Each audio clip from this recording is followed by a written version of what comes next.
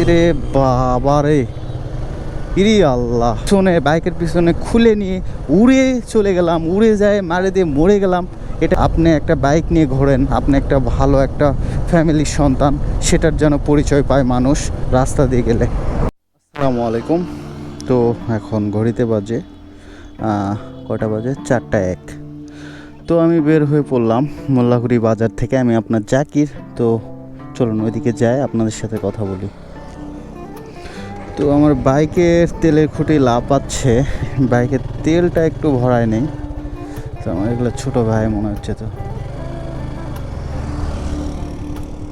খবর ভালো আছো? তো আমার ছোট ভাই এরা, তো খুবই ভালো মানসিকতার। এই যে দেখেন, এই যে মাল আমার সাথে বেল লেগে গেছে। এই এই কি একটা অবস্থা! ওরে বাবা, কি সুন্দর করে লেখছে গতিসীমা 40। বাহ, সুন্দর লাগলো তো বিষয়টা।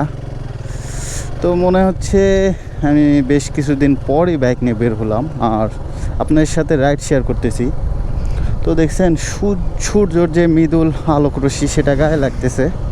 আর আমি সেই রকম কিছু পরি নাই, একটা জ্যাকেট পরছি আর একটা ভিতরে একটা মোটা একটা শার্ট আছে। আর এটাই যে সুন্দর একটা বিকেলে, যে সুন্দর একটা রোদের আলোক রশ্মি গায়ে লাগতেছে। আর এটা শীতকাল, আর শীতকাল হওয়ার কারণে শীতকালের যে একটা ঠান্ডা, যে আর্দ্রতা, ঠান্ডা একটা যে, ইরে বাবা রে, ইরে আল্লাহ, এরা কারা ভাই?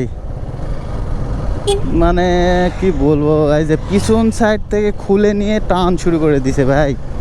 মানে আসলে এইভাবে যাওয়ার জন্য আত্মা লাগে ভাই। সবাই যাইতে পারে না, আর সবাই যাওয়ারও দরকার নেই। প্রত্যেকটা সন্তানের পিছনে একজন বাবার অক্লান্ত পরিশ্রম থাকে। কারণ কেন জানেন, একটা সন্তানের যে আমার গায়ে ভালো জ্যাকেট, হাত মোজা, ভালো বাইক, এই যে আমি যাচ্ছি এই সুন্দর পথ ধরে, সুন্দর একটা বাইক নিয়ে সুন্দর করে, এটার পিছনে কিন্তু ভাই আমার বাবার অক্লান্ত পরিশ্রমের ঘামঝরা টাকা। এই টাকা দিয়ে আমি চলতেছি, বুঝছেন? তো আমাকে যে অক্লান্ত পরিশ্রম করে আমার বাবা মা বড় করেছে, তো বড় করে একজন বাবা মাই জানে একটা সন্তানকে মানুষ করতে, মানুষের মতো মানুষ করতে, তার শখ বিলাসিতা পূরণ করতে কত কষ্টে থাকতে হয় জানেন? যে আমি এই যে ভালো ভালো ড্রেস, ভালো বাইক ইউজ করতেছি, আমার বাবা কিন্তু পুরাই ডিফারেন্ট। তার সব কিছু শখ বিলাস মেরে ফেলে দিয়েছে, কবর দিয়ে এই যে শখ বিলাসিতা এগুলো দিচ্ছে।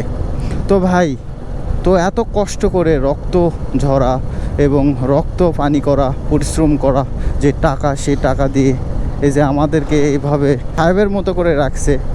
তো ভাই, এটার প্রতিদান আমরা তো তাদেরকে কিছু দিতে এই পর্যন্ত পারিও না। 24 বছর বয়স, তাদেরকে কিছু তো উপহার দিতে পারি না। তাদের পরিশ্রমের টাকা দিয়ে আমরা এইভাবে চলি, আবার যদি ওইভাবে বাইক নিয়ে যাই তাহলে ভাই এটার প্রতিদান কি হলো? সারা জীবন বাবা মা তো কষ্টই পেয়ে গেল। সো আপনারা ওইভাবে বাইক রাইড করা একদম অ্যাভয়েড করবেন। আপনি একটা বাইক নিয়ে ঘোরেন, আপনি একটা ভালো একটা ফ্যামিলির সন্তান, সেটার যেন পরিচয় পায় মানুষ রাস্তা দিয়ে গেলে। আপনি সুন্দরভাবে, সুন্দর করে ধীরে সস্তে রাইড করে যদি যান, তাহলে মানুষ বলবে না, ছেলেটা অনেক ভালো ফ্যামিলির এবং খুব ভালো ছেলে, যে এই যে সুন্দরভাবে রাইড করে যাচ্ছে। তো আপনার ভাই নাম করবে। সো ওইভাবে পিছনে বাইকের পিছনে খুলে নিয়ে উড়ে চলে গেলাম, উড়ে যায় মারে দিয়ে মরে গেলাম।